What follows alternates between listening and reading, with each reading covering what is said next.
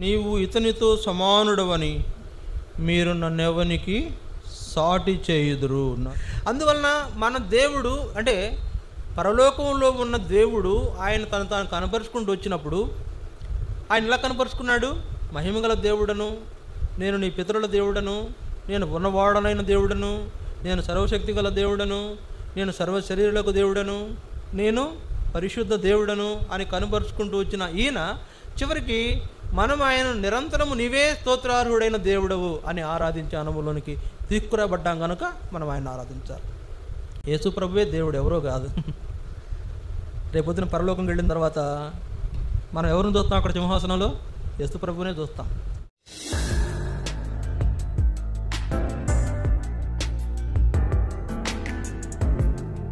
దేవుని వాక్యంలో మొదటిదిగా యెషయా గ్రంథం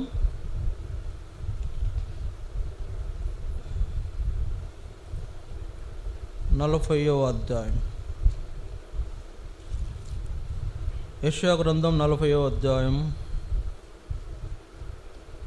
25వ వచనం.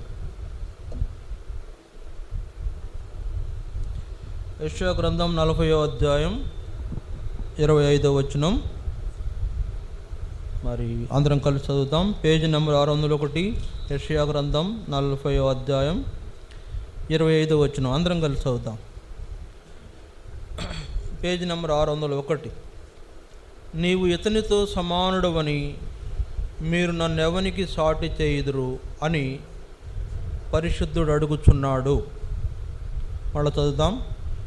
నీవు ఇతనితో సమానుడవని మీరు నన్నెవనికి సాటి చేయుదురు అని పరిశుద్ధుడు అడుగుచున్నాడు.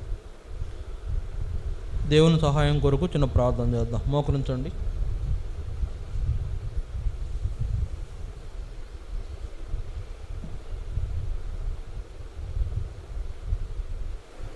ప్రేమగల తండ్రి, పరిశుద్ధుడు అయిన దేవ, మీ స్తోత్రాలు.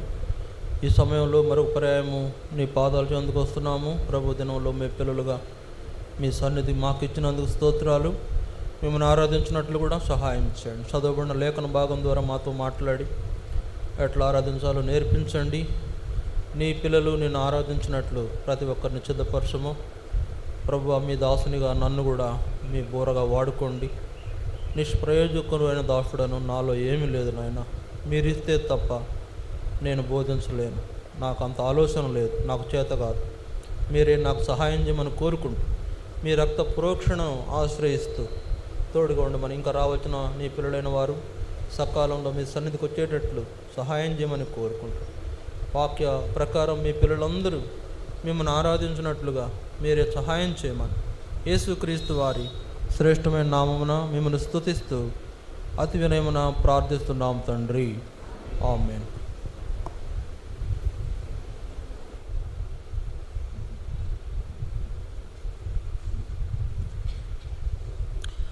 ఇక్కడ రాయబడిన మాటల్లో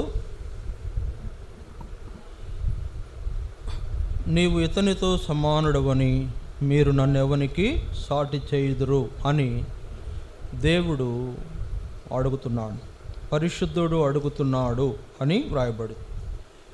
కనుక పరిశుద్ధుడు అడుగుతున్నాడు అనంటే ఎవరు పరిశుద్ధుడు? మన దేవుడే పరిశుద్ధుడు. కనుక ఆయనకు ఎవరు సాటి లేరు, ఆయనతో ఎవరు కూడా సమానులు కాదు.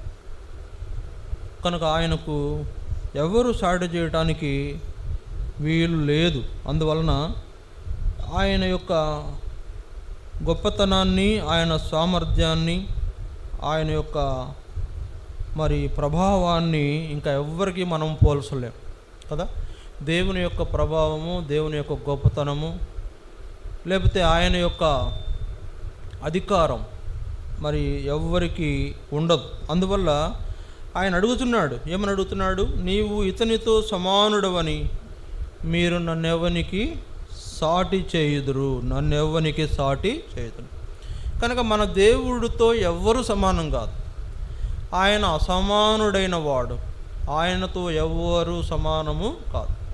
ఎందుకు అంటే ఆయన అట్లాంటి వాడు. అందుకే ఆయన తన గురించి తానే చెప్పుకుంటూ కొన్ని మాటలు, ఆయన ఎంత గొప్ప దేవుడో, ఎలాంటి దేవుడో మనకు జ్ఞాపకము చేయడానికి వాక్యములు కూడా అనేకమైన విషయాలు రాయించాడు. చూడండి, ఒక 7 సంగతులు దేవుని గొప్పతనాన్ని గురించి, 7 చాలా ఉంటాయి, ఒక 7 చూద్దాం.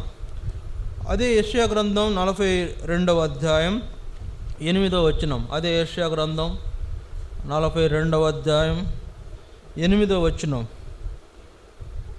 యెహోవాను నేనే, ఇదే నా నామము, మరి ఎవనికి నా మహిమను నేనిచ్చువాడను కాను. నాకు రావలసిన స్తోత్రమును విగ్రహములకు చెందనీయను.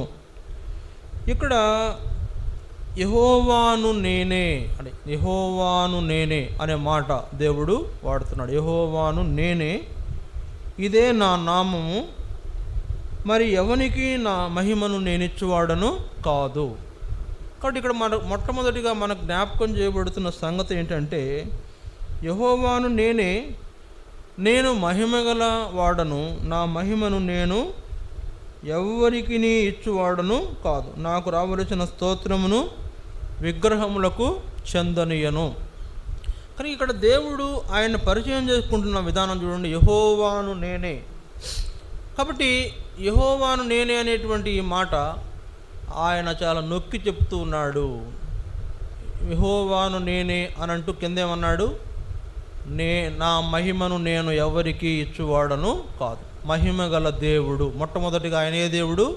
మహిమగల దేవుడు. కనుక ఆయన మహిమగల దేవుడు, ఆయన మహిమపరచవలసినటువంటి దేవుడు. ఆయన ఎందుకు మహిమగల దేవుడు అనంటే, ఆ పైనున్న వచనాల్లో 6-7 వచనాలు కలిసి ఉన్నాయి. అక్కడ అనేక మందిని ఆయన విమోచించాడు, అనేక మందిని రక్షించాడు, అనేక మందికి దేవుని మహిమను చూపించాడు. ఆ మహిమను పొందిన వాళ్ళందరినీ ఆయన తన యొక్క బిడ్డలుగా చేసుకుంటూ వచ్చాడు. అందుకే చూడండి, ఆయన బిడ్డలుగా చేయబడిన వాళ్ళందరూ కూడా ఆయన మహిమను పొందినవాళ్ళు. ఆయన బిడ్డలుగా చేయబడిన వాళ్ళు కొందరున్నారు. ఎవరు వాళ్ళు? రోమా 3:23లో ఏం రాయబడింది? ఏ భేదము లేదు, అందరూ పాపము చేసి దేవుడు అనుగ్రహించే మహిమను పొందలేకపోతున్నారు. కనుక పాపం చేసి దేవుని మహిమను పొందలేని వాళ్ళలాగా కాకుండా, మనము దేవుని ఏర్పాటులో విమోచించబడిన ప్రజలుగా దేవుని మహిమపరిచే అనుభవము దేవుడు మనకు కలుగు చేసిన గొప్ప ఏర్పాటు ఇక్కడ రాయబడింది. ఎందుకంటే ఆయన ఏమంటున్నాడు, నాకు రావలసిన స్తోత్రమును విగ్రహములకు చెందనీయను అని అంటున్నాడు. నాకు రావలసిన స్తోత్రమును విగ్రహములకు చెందనీయను. కాబట్టి మొట్టమొదటిగా ఆయన పూజించదగిన దేవుడు, ఆరాధించదగిన దేవుడు.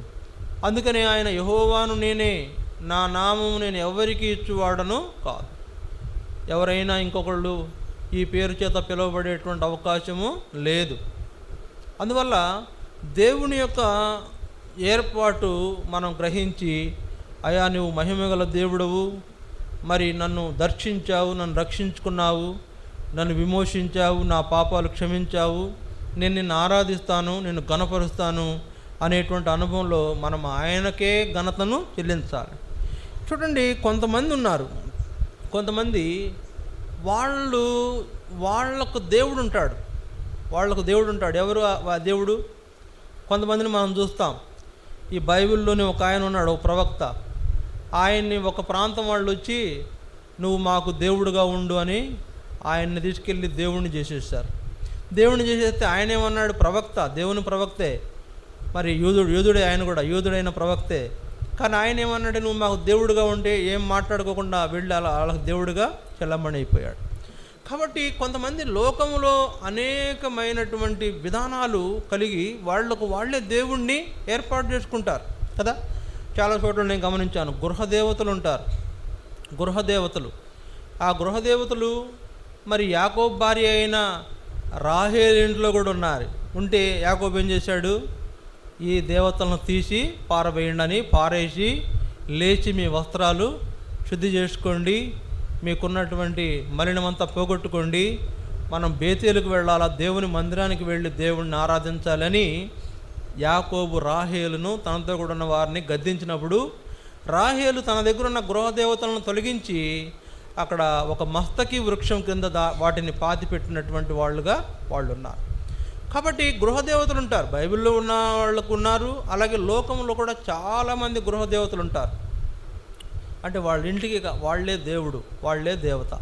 ఇక్కడెక్కడ వస్తుంటే మహానాడు కట్టపైన కూడా ఆ కొట్టు దగ్గర కొట్టు పక్కన ఒక ఇంటి దగ్గర చూశాను నేను, ఒక విగ్రహం పెట్టుంటుంది. ఆ విగ్రహానికి రోజు వాళ్ళు పూలు వేస్తుంటారు, ఏదో జల్లుతుంటారు. కాబట్టి అలాంటి గృహదేవతలు ఉన్నారు, లేదా ఇంటి దేవతలు ఉన్నారు, లేకపోతే గ్రామ దేవతలు ఉన్నారు, లేకపోతే లోకంలో అనేక మంది దేవతలుగా పిలువబడిన వాళ్ళు ఉన్నారు. వాళ్ళు దేవుని మహిమను ఆక్యుపై చేసేటువంటి వాళ్ళు. అందువల్ల దేవుడు ఏమంటున్నాడు, యెహోవాను నేనే మహిమ గలవాడను, నా మహిమను నేను వేరే వాళ్ళకి ఇచ్చేవాడిని కాదు, కనుక నాకు రావాల్సిన మహిమ విగ్రహములకు చెందనియను అని చెప్తున్న మన దేవుడు మనల్ని విమోచించినాడు. కనుక మనము విగ్రహాలను కాదు, ఆయన్నే పూజించవలసిన వారుగా మనం ఉన్నాం. విగ్రహాలను పూజించకూడదు, గృహ దేవతలను పూజించకూడదు, గ్రామ దేవతలను పూజించకూడదు, లోక దేవతలను పూజించకూడదు. లోక దేవతలు చాలా ఉన్నాయి, వాటిని పూజిస్తే దయ్యాన్ని పూజించినట్లే, వాటిని పూజిస్తే సాతాన్ని ఆరాధించినట్లే. అందువల్ల మనం దేవుణ్ణి ఆరాధించే దాని కొరకే ఆయన మనలను విమోచించుకున్నాడు, రక్షించుకున్నాడు. అందువల్ల ఆయన మహిమగల దేవుడని మనం ఆయన్ను ఆరాధించాలి. ఇది మొదటి సంగతి. రెండవ సంగతి చూడండి, నిర్గమాకాండం 3వ అధ్యాయం 6వ వచనం. నిర్గమాకాండం 3వ అధ్యాయం 6వ వచనం, పేజీ నంబర్ 46 పాత నిబంధనలో నిర్గమ 3వ అధ్యాయం 6వ వచనం. మరియు ఆయన, నేను నీ తండ్రి దేవుడను, అబ్రహాము దేవుడను, ఇస్సాకు దేవుడను, యాకోబు దేవుడను అని చెప్పగా మోషే తన ముఖమును కప్పుకొని దేవుని వైపు చూడవెరచెను. రెండోదిగా మనం చూస్తున్నాం, మన దేవుడు ఎవరి దేవుడు? మన దేవుడు. అక్కడ ఏమన్నాడు మోషేతో, నేను నీ తండ్రి దేవుడను, తర్వాత అబ్రహాం దేవుడను, ఇస్సాకు దేవుడను, యాకోబు దేవుడను అని తను తాను పరిచయం చేసుకుంటున్నాడు మోషేకి. ఈ మోషే ఎక్కడికి వచ్చిన అనుభవంలో పరిచయం చేసుకుంటున్నాడు? కాలిపోతున్న పొద యొక్క అనుభవంలోకి వచ్చినప్పుడు పరిచయం చేసుకుంటున్నాడు. అక్కడ మోషే వాళ్ళ మామగారు గొర్రెలు మేపడానికి వెళ్ళాడంట. వాళ్ళ మామగారు గొర్రెలు మేపడానికి వెళితే ఏమైంది? హోరేబు కొండకి వెళ్ళాడంట. హోరేబు కొండ మీద ఒక వెలుగు కనబడుతుంది. ఏంటబ్బా ఈ వెలుగు చూద్దామని హోరేబు కొండపైకి వెళ్ళాడు. కొండ మీదకి ఎక్కితే కొండ పైన ఒక పొద కాలిపోతుంది, కానీ అది కాలుతూనే ఉంది, అది ఆరిపోవట్లా, మండుతూనే ఉంది, ఆరిపోవట్లా. కనుక ఆ పొద ఏంటి వింతగా ఉంది, ఇది చూద్దామని వెళ్ళాడంట. ఆ పొద దగ్గరికి వెళితే దేవుడు ఏమన్నాడు, మోషే మోషే నీవు నిలిచి ఉన్న చోటు పరిశుద్ధ స్థలం, నీ చెప్పులు విడువుము. అంటే ఇది పరిశుద్ధ స్థలం, దేవుని ఆలయం యొక్క అనుభవంలోకి మోషే తీసుకురాబడినప్పుడు మోషేకు దేవుడు తాను ఎలా పరిచయం చేసుకుంటున్నాడు? నేను నీ తండ్రి దేవుడను, అంటే నీకు దేవుడను, అబ్రహాము దేవుడను, ఇస్సాకు దేవుడను, యాకోబుకు దేవుడను. కనుక మన దేవుడు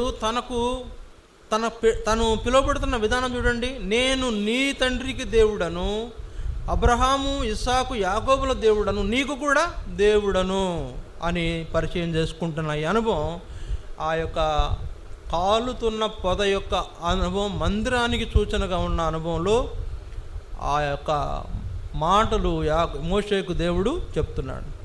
నేను నీ పితరుల దేవుడను, నీకు కూడా దేవుడను.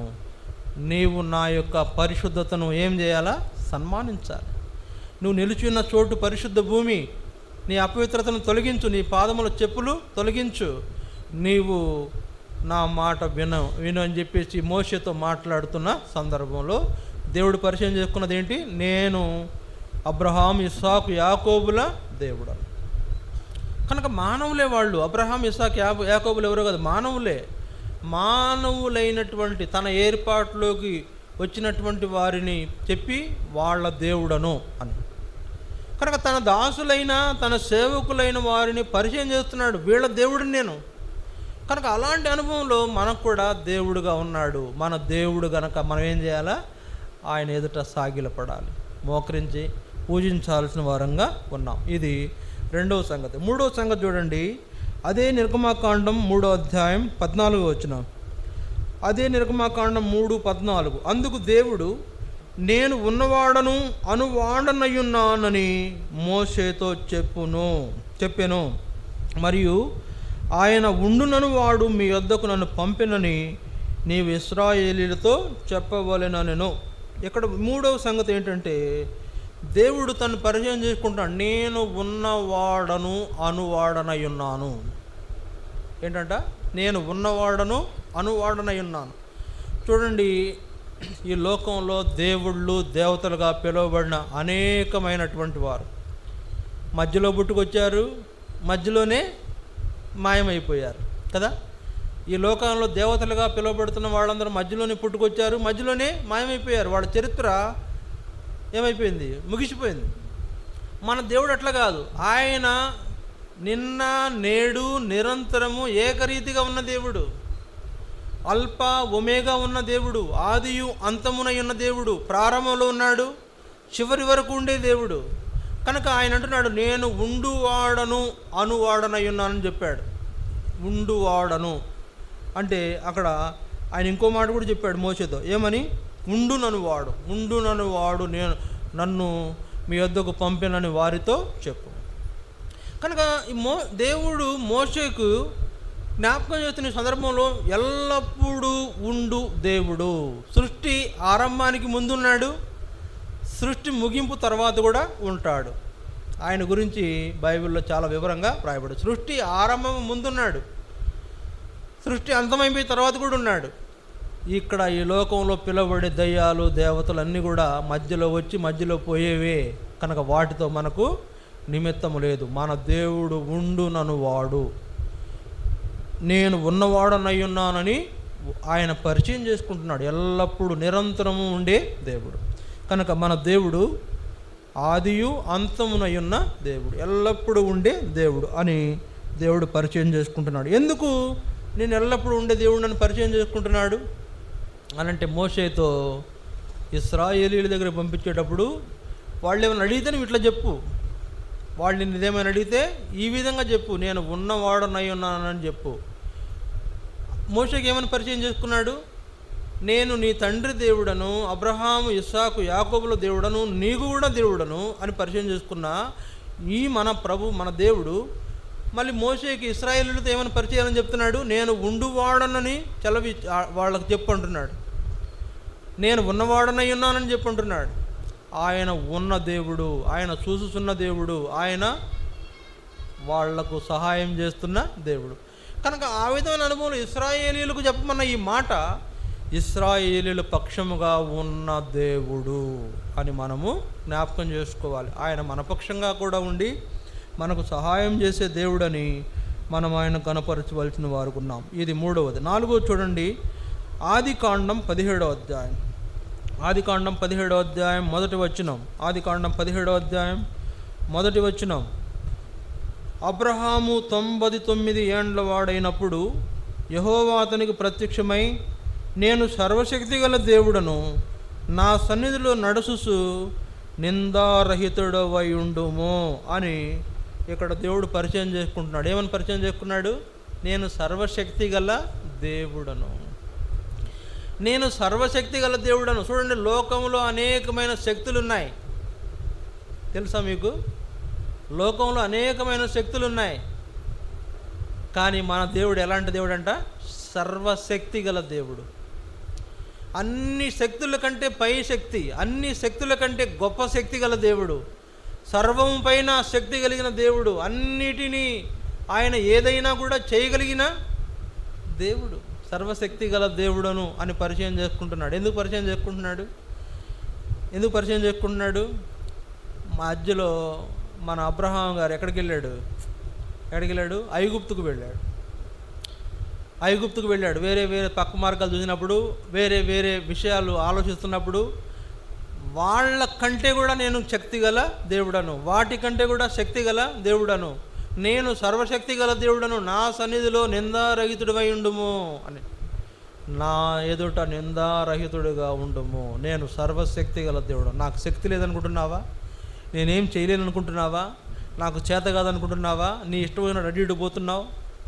ఎటు పోయినాడు? ముందు బయలుదేరి వచ్చాడు దేవుడు చెప్పిన మాట ప్రకారం. ఎక్కడికి పోయినాడు? ఐగుప్తుకు పోయినాడు. తర్వాత ఎక్కడికి వచ్చాడు? నెగెబుకి వచ్చాడు. తర్వాత ఎక్కడికో పోతున్నాడు. తర్వాత ఎక్కడికో పోవాలనుకున్నాడు. అట్లా కదయ్యా, నేను వీటన్నిటికంటే నీకు గొప్ప మార్గాన్ని చూపిస్తాను. నువ్వు ఆలోచిస్తున్న వాటికంటే భిన్నంగా నేను అభివృద్ధి చేస్తాను. కింద 2వ వచనంలో, నేను నిన్ను నిశ్చయముగా విస్తరింపజేస్తాను, నిశ్చయముగా నిన్ను ఆశీర్వదిస్తాను, అభివృద్ధి చేస్తానని దేవుడు పరిచయం చేసుకుంటూ ఆయన చెప్పింది ఏంటంటే, నాకు సర్వశక్తి ఉన్నది. సర్వశక్తి గల దేవుడు ఏదైనా చేయగలడు అంటే కదండి. సర్వశక్తి అంటే ఏంటి? సర్వశక్తి గల దేవుడు అంటే ఏదైనా చేయగలడు, ఆయన ఏమైనా చేయగలడు. అందుకని అబ్రహాం ఏమని నమ్మాడు? దేవుణ్ణి ఏమని నమ్మాడు? ఉన్నవాటిని లేని వాటిగాను, లేని వాటిని ఉన్నవాటిగాను చేయగల దేవుడని నమ్మాడు. అందువలన సర్వశక్తి గల దేవుని యొక్క గొప్పతనాన్ని అబ్రహాం గుర్తించినాడు గనుకనే అబ్రహాము దేవుణ్ణి నమ్మాడు. అతను నీతిమంతుడిగా తీర్చబడ్డాడు. దేవుని ఏర్పాటులో దేవుని దాసుడిగా పిలువబడుతూ వచ్చాడు. అలాంటి గొప్ప అనుభవం అబ్రహాం కలగడానికి దేవుడు అబ్రహాంకు దేవుడు ఎలా పరిచయం చేసుకున్నాడు? నేను సర్వశక్తి గల దేవుడు, ఏదైనా చేస్తా నీకోసం. ఏమంటే ఏదైనా చేస్తా. ఏదైనా అంటే ఈయన కోసం ఏమేం చేశాడో చెప్పాడంటే పెద్ద లిస్టే ఉంది బైబిల్ అంతట్లో, మనం చెప్పలేము ఇప్పుడు అది. ఈయన కోసం ఏమేం చేశాడో, ఈయన సంతానం 400 ఏళ్ళు పరవాసులు అయి ఉంటారని దేవుడు ముందే చెప్పాడు. నేను వాళ్ళని విడిపించి తీసుకొస్తాను, వాళ్ళకు నేను తోడుగా ఉంటాను, వాళ్ళకు నేను తండ్రిగా ఉంటాను, నేను వాళ్ళకు దేవుడిగా ఉంటాను, వాళ్ళకు నేను అన్ని విధాలుగా సాయం చేస్తాను, నీ సంతానం కనుక నీ సంతానం నేను ఎప్పుడు విడిచిపెట్టనని చెప్పి ఆ అబ్రహాంకి ఇచ్చిన మాటను బట్టి దేవుడు కార్యాలు చేస్తూనే ఉన్నాడు, ఇప్పటి వరకు చేస్తూనే ఉన్నాడు. కనుక ఆయన సర్వశక్తి గల దేవుడిగా తను తాను బయలుపరుచుకుంటూ వచ్చాడు అబ్రహాముకు. అది నమ్మాడు అబ్రహాం, అందుకే నీతిమంతుడిగా చేయబడినాడు. కనుక దేవుని ఏర్పాట్లో అబ్రహాము దేవుణ్ణి కనపరుస్తూ, అందుకే కుమారుని ఇవ్వమని అడిగినప్పుడు ఏం చేశాడు? మాట్లాడకుండా ఇచ్చేశాడు. చేయలేదా? నీకు ఒక్కగానై ఉన్న ఒక కుమారుడిని నాకు అర్పించంటే, ప్రభువా 99 ఏళ్లకు పుట్టినోడిని నీకు ఇమ్మంటావా? లేక పుట్టిన ఒక వరము, ఒక కోరిక తీర్చావు, నువ్వు ఇచ్చావు, మళ్ళీ తీసుకుంటావా అని అడగల. ఎందుకు? దేవుడు మృతులను పునరుద్ధానులుగా లేపగలడాన్ని నమ్మాడు కనుకనే బలిపీఠం మీద పడుకోబెట్టాడు ఇస్సాకును. కనుక ఇట్లాంటి గొప్ప ఆరాధన ఎట్లా వచ్చిందంటే ఆయన సర్వశక్తిని చూశాడు కనుకనే. కనుక సర్వశక్తి గల దేవుడు మన దేవుడు, ఆయన మనం అబ్రహాం వలె ఆరాధించాలి. ఇది 4వది. 5వది చూడండి దేవుని వాక్యంలో, ఇర్మియా గ్రంథం 32వ అధ్యాయం, ఇర్మియా గ్రంథం 32వ అధ్యాయం 27వ వచనం. ఇర్మియా 32వ అధ్యాయము 27వ వచనం, పేజీ నెంబర్ 656, ఇర్మియా 32:27. 26-27 చూడండి. అంతటా యెహోవా వాక్కు ఇర్మియాకు ప్రత్యక్షమై ఇలాగు చలవిచ్చెను, నేను యెహోవాను సర్వశరీరులకు దేవుడను. నేను యెహోవాను సర్వశరీరులకు దేవుడను. లోకములో ఉన్న సర్వ శరీరులకు, లేకపోతే లోకములో ఉన్న జీవరాశి అంతటికి దేవుడు ఈయనే. ఈయన కలుగు చేశాడు, ఈయన నిర్మించాడు. మనం నిర్మించింది ఎవరు? మన దేవుడే. మనల్ని కలుగు చేసింది ఎవరు? మన దేవుడే. ఎట్లా కలుగు చేశాడు? మీరు అనుకోవచ్చు, ఆయన ఎట్లా కలుగు చేస్తాడండి, ఆయన ఎట్లా కలుగు చేస్తాడు నన్ను? ఆయన ఎక్కడో దేవుడు, నేనేమో ఈ కాలం పుట్టాను, నన్ను ఎట్లా కలుగు చేస్తాడు అని అంటే, మన తల్లి గర్భములో పిండముగా ఉన్నప్పుడే ఆయన చేతులు పోనిచ్చి లోపలికి, ఎక్కడికి? తల్లి గర్భంలోనికి చేతులు పోనిచ్చి అవయవాలు ఇచ్చాడు. తర్వాత అన్ని రకాలైనటువంటి పార్ట్స్ను నిర్మాణము చేశాడు. ఈ కన్నులు, ఈ ముక్కు, ఈ నోరు, ఈ చెవి, లేకపోతే ఈ తల, అంటే ఇవన్నీ కూడా దేవుడు నిర్మితం. ఆయన అందుకే అన్నాడు భక్తుడు దావీదు, నీవు నన్ను నిర్మించిన విధము చూడగా నాకు భయమును ఆశ్చర్యమును కలుగుచున్నది. దేవా, నా పక్షముగా నీకు ఎన్ని గొప్ప తలంపులున్నాయ్యా అంటున్నాడు. నీ తలంపులు నా పక్షంగా ఎంత గొప్పగా ఊహించావు, నన్ను ఎంత గొప్పగా తయారు చేశావు, నాకెంత అందమైన రూపాన్ని ఇచ్చావు, నాకింత, లేకపోతే నీ రూపంలో నన్ను చేసుకుంటూ వచ్చావు.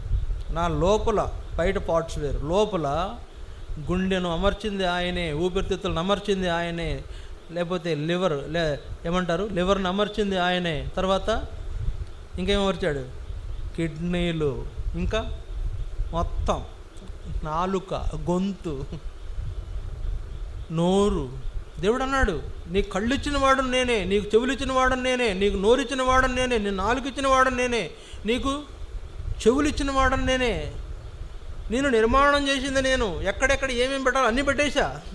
అది ఆయన అందుకే అంటున్నాడు, నేను సర్వ శరీరులకు దేవుడను. కనుక సర్వ శరీరులకు దేవుడను. ఆయన ఇంకో మాట అన్నాడు ఇక్కడ, ఏమన్నాడు? నేను యెహోవాను, నాకు అసాధ్యమైనది ఏదైనా కలదా? ఏమీ లేదు, ఏమైనా చేస్తా నీకోసం. ఆ మాట అర్థం చేసుకోండి. నీకోసం ఏమైనా చేస్తా, నేను సర్వ శరీరులకు దేవుడను, నీకోసం నేను ఏమైనా చేస్తా, నాకు అసాధ్యమైనది ఏది లేదు, నేను ఏదైనా చేయగలవాడను. దేవతలు చేస్తాయా? అలా చేయి చూశారు కొందరు, ఓడిపోయారు. లోకంలో సృష్టికి ప్రతి సృష్టి చేద్దామని చాలా ప్రయత్నం చేశారు, ఓడిపోయారు. ఈ మనిషి ఎలాగ పుడుతున్నాడా అనేది అర్థం చేసుకున్నారు, కానీ ఈ మనిషి చనిపోతే ఎలా బ్రతికించాలని అర్థం కాలేదు ఇప్పటి వరకు. మనిషిని పుట్టించడం అర్థం చేసుకున్నాడు మనుషుడు. దాన్నే మనం ఏమన్నా టెస్ట్ ట్యూబ్ బేబీ ద్వారా రకరకాల పద్ధతుల ద్వారా పిల్లల్ని పుట్టిస్తున్నారు, కానీ అది వేరే సంగతి.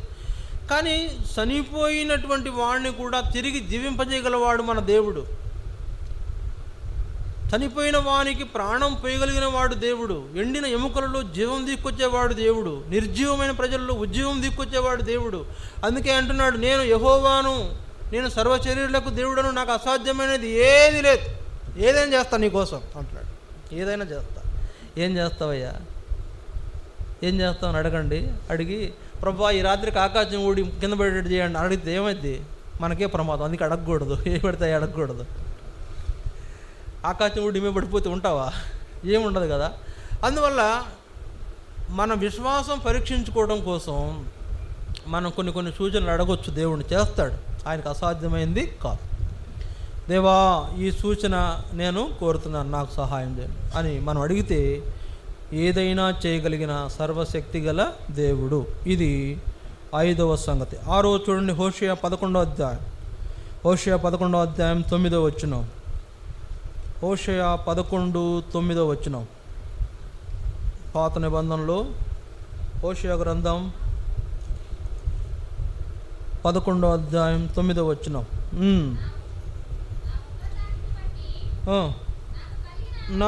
నా ఉగ్రతాగ్నిని బట్టి నాకు కలిగిన యోచనను నేను నెరవేర్చను. నేను మరల ఎఫ్రాయిమును లయపరుచును. నేను మీ మధ్య పరిశుద్ధ దేవుడను గాని మనుషుడను కాను. మిమ్మును దహించునంతగా నేను కోపింపను. ఇక్కడ 6వదిగా దేవుడు ఏంటంట? ఏంటి దేవుడు ఆయన? ఏం దేవుడు? పరిశుద్ధ దేవుడు. ఆయన పరిశుద్ధమైన దేవుడు, పరిశుద్ధుడైన దేవుడు. అందుకే దేవుడు అంటున్నాడు, మీ దేవుడనైన యెహోవానగు నేను పరిశుద్ధుడను కనుక మీరును పరిశుద్ధులై ఉండాలి అన్నాడు. మీ దేవుడనైన యెహోవానైన నేను పరిశుద్ధుడను. లేవియాకాండం 11వ అధ్యాయం 44వ వచనంలో రాయబడిన మాటలు. 1 పేతురు 1వ అధ్యాయం 12వ వచనంలో రాయబడిన మాటలు. దేవుడు అన్నాడు, నేను పరిశుద్ధుడను కనుక మీరును పరిశుద్ధులై ఉండవలనని కోరిన ఈ దేవుడు పరిశుద్ధ దేవుడు. పాపం లేని దేవుడు, స్వార్థం లేని దేవుడు, పక్షపాతం లేని దేవుడు, కళంకం లేని దేవుడు, నిందలు లేని దేవుడు. ఆరోపణలు లేవు ఆయన మీద. ఆయన మీద ఎవరు ఆరోపించడానికి లేదు. ఆయన చేసిన దాన్ని ఎందుకు ఇట్లా చేశాను అనడానికి లేదు. ఆయన హోలీ గాడ్, పరిశుద్ధమైన దేవుడు. కనుక పరిశుద్ధమైన దేవుడు మనల్ని పరిశుద్ధులుగా ఉంచుట కొరకై పరిశుద్ధులుగా చేయుట కొరకై ఆయన మనకు పరిశుద్ధ దేవుడుగా తను తాను కనుపరుచుకుంటాడు. అక్కడ ఏమంటున్నాడు కింద, నేను ఇక మీ మీద కోపించను, నేను మీకు విరోధంగా చెప్పిన మాటలు నెరవేర్చను. సరే, నేను మీకు విరోధంగా చెప్పిన మాటలు నెరవేర్చను. అట్లా నెరవేర్చడానికి నేను మనుషుడిని కాదంటున్నాడు. నేను మామూలు మనిషిని కాదయ్యా, నేను పరిశుద్ధ దేవుణ్ణి. నీ మీద కోపడ్డానేమో, నేను ఆ కోపాన్ని తీర్చుకోను. మనుషులైతే కోపం తీర్చుకుంటారు కదా. మనుషులు అనుకోండి, ఏదన్నా అన్నా అనకపోయినా అంటే ఇంకా మరీ దారుణం అనుకోండి. అనకపోయినా కూడా ఇక మనుష్య రీతిగా ఎదటోళ్ళ మీద దాడి చేయటమే. కానీ మన దేవుడు పరిశుద్ధ దేవుడు. అందుకే ఆయన అంటున్నాడు, నేను మనుషుడిని కాదు, అందుకే నేను నీ మీద కోపపడ్డానులే కానీ, కోపం వచ్చిందిలే కానీ కోపించను, కోపం తీర్చుకోను అంటున్నాడు. కనుక మన దేవుడు పరిశుద్ధ దేవుడు అని ఆయన పరిచయం చేసుకుంటున్నాడు. ఇది ఎవరో చెప్పేది కాదు, ఎవరో అనేది కాదు, ఆయనే పరిచయం చేసుకుంటున్నాడు. కాబట్టి ఇలాగ దేవుడు ఆయన్ని 6 విధాలుగా పరిచయం చేసుకున్నాడు. మొదటిదిగా మహిమగల దేవుడు, రెండవదిగా నేను నీ పితరుల దేవుడని అబ్రహాం, ఇస్సాకు, యాకోబుల దేవుడని పరిచయం చేసుకున్నాడు. మూడవదిగా నేను ఉన్నవాడను అనువాడనైనాను పరిచయం చేసుకున్నాడు. నాలుగవదిగా నేను సర్వశక్తి గల దేవుడను అని పరిచయం చేసుకున్నాడు. ఐదవదిగా నేను సర్వ శరీరులకు దేవుడను అని పరిచయం చేసుకున్నాడు. ఆరవదిగా నేను పరిశుద్ధ దేవుడను అని దేవుడు పరిచయం చేసుకుంటున్నాడు. ఏడవదిగా మనం ఏం చేయాలంటే నువ్వే దేవుడు అని మనం దేవుణ్ణి ఆరాధించాలి. చూడండి, రోమాపత్రిక 9వ అధ్యాయం, రోమాపత్రిక 9వ అధ్యాయం 5వ వచనం. రోమా 9:5. పితరులు వీరి వారు శరీరమును బట్టి క్రీస్తు వీరిలో పుట్టెను, ఈయన సర్వాధికారి అయిన దేవుడయ్యుండి నిరంతరము స్తోత్రార్హుడై ఉన్నాడు, ఆమెన్ అని వ్రాయబడింది. ఈయన సర్వాధికారి అయిన దేవుడయ్యుండి నిరంతరము స్తోత్రార్హుడు. నిరంతరము స్తోత్రార్హుడు. ఎందుకు నిరంతరం స్తోత్రార్హుడు? ఎందుకు నిరంతరం స్తోత్రార్హుడు అంటే ఏం చెప్తాను చెప్పండి? ఎందుకు? మనలను విమోచించాడు, మన కొరకై సిలువనెక్కాడు. ఎవరైనా? దేవుడు. ఎవరైనా? ఆయన పేరేంటి? క్రీస్తు. యెహోవా ఎవరు? ఆయన దేవుడే. క్రీస్తు ఎవరు? ఇక్కడ రాయబడింది, ఈయన కూడా దేవుడే. ఆయన ఎవరు? వేరు కాదు, ఈయన వేరు కాదు, ఆయన ఒకటే. అక్కడ దేవుడిగా కనపడుతున్నాడు, ఇక్కడ క్రీస్తుగా కనపడుతున్నాడు. రేపొద్దున అక్కడ చూసేది మనం ఈయన్నే. నేనే ఆయన అడిగిన తర్వాత అంటాడు, నేనే ఆయనను మీ ముందుకు వచ్చానే, నేనే అంటాడు రేపొద్దున. అందువలన మన దేవుడు అంటే పరలోకంలో ఉన్న దేవుడు ఆయన తాను కనపరుచుకుంటూ వచ్చినప్పుడు ఆయన ఎలా కనపరుచుకున్నాడు? మహిమగల దేవుడను, నేను నీ పితరుల దేవుడను, నేను ఉన్నవాడనైన దేవుడను, నేను సర్వశక్తి గల దేవుడను, నేను సర్వ శరీరులకు దేవుడను, నేను పరిశుద్ధ దేవుడను అని కనపరుచుకుంటూ వచ్చిన ఈయన చివరికి మనం ఆయన నిరంతరము నీవే స్తోత్రార్హుడైన దేవుడవు అని ఆరాధించే అనుభవంలోనికి తీసుకురాబడ్డాం కనుక మనం ఆయన ఆరాధించాలి. యేసు ప్రభువే దేవుడు, ఎవరో కాదు. రేపొద్దున పరలోకంకి వెళ్ళిన తర్వాత మనం ఎవరిని చూస్తాం? అక్కడ సింహాసనంలో యేసు ప్రభువునే చూస్తాం. అక్కడ కూర్చునేది ఆయనే. కాబట్టి ఇంత గొప్ప దేవుడు మన దేవుడు. అందుకే ఆయన అంటున్నాడు, నన్ను ఎవరితో మీరు సమానునిగా చేస్తారు? నన్ను ఎవరితో సమానం చేస్తారు? నేను ఎవరికి సమానం కాదు, నేను అసమానుడను, నన్ను ఎవరితో సమానం చేయడానికి లేదు అని దేవుడు జ్ఞాపకం చేస్తున్నాడు. కనుక 7 అనుభవాల్లో దేవుని గురించి మనకు జ్ఞాపకం చేయబడింది. చివరిగా స్తోత్రార్హుడైన దేవుడుగా యేసు ప్రభు మన కొరకై కలువరి చిలువలో ప్రాణం పెట్టి విమోచించినాడు కనుక, మన కొరకై తన రక్తాన్ని చిందించాడు కనుక, ఆయన రక్తంలో మన పాపాలు కడిగాడు కనుక, అందుకని వాక్యంలో రాయబడింది. ఏం రాయబడింది? యేసు రక్తము. చెప్పండి, యేసు రక్తము ప్రతి పాపము నుండి కడిగి మనలను పవిత్రులుగా చేయును. యేసు ప్రభు రక్తంలో మన పాపాలు కడిగి ఆయన మనలను పవిత్రులుగా చేసినాడు కనుక నిరంతరము స్తోత్రార్హుడైన దేవుడని మనము ఆయన్ని ఆరాధించాలి. కనుక మన దేవుడు ఎవరితో పోల్చదగిన వాడు కాదు. మీ అమ్మతోనో, మీ అక్కతోనో, మీ నాయనతోనో, మీ బాబాయ్తోనో మీ దేవుడు కాదు ఆయన. లేకపోతే లోకంలో ఉన్న గొప్ప గొప్ప వాళ్ళతో పోల్చే దేవుడు కాదు. ఎవరితో పోలుస్తామండి? ఎవరు ఆయనకు సాటి? ఎవరు సాటి లేదు. ఆయనతో ఎవరు పొలిగలేదు. అందుకే యేసు ప్రభు ఆయన ఈ లోకంలో క్రీస్తుగా తాను కనబరుచుకుని రక్షకుడుగా కార్యం జరిగించి మనం విమోచించుకున్న సర్వాధికారము గల స్తోత్రార్హుడైన దేవుడుగా మనము చూస్తున్నాం. కనుక ఆయనకు ఎవరు సాటి కాదు. యేసు ప్రభువు కూడా ఎవరు సాటి కాదు. యేసు ప్రభుతో ఎవరిని కంపేర్ చేయబాకండి. యేసు ప్రభుతో ఇంకొక వ్యక్తిని పోల్చబాకండి. ఆయన ఎక్కడా, వీళ్ళు ఎక్కడా? ఆయన ఎక్కడా, వీళ్ళు ఎక్కడా? పిల్లికిని పులికి ఎంత తేడా ఉందో ఆయన పులి వంటి వాడు, సింహం వంటి వాడు. వీళ్ళందరూ చిన్న చిన్న పిల్లి పిల్లలు లాంటి వాళ్ళు. ఎవరు? లోకంలో పిలువబడుతున్న దేవుళ్ళు, దేవతలు. కనుక ఆయనతో వీళ్ళెవ్వరిని మనం సమానం చేయకుండా ఉండాలంటే మనం ఏం చేయాలా? ప్రభువా, నా రక్షణ కొరకై కలువరి శిలువలో మరణం పొందావు, నన్ను రక్షించుకున్నావు, నీవే నిరంతరము స్తోత్రార్హుడైన దేవుడు కనుక నేను నిన్ను ఆరాధిస్తాను అనే అనుభవంలో మనం ప్రభువును ఆరాధిస్తాం. దయచేసి ఈ వాక్యాన్ని ఆధారం చేసుకుంటాం, మనం ప్రభువును ఆరాధిస్తాం. ఒకరి తర్వాత ఒకరు ఆరాధించండి.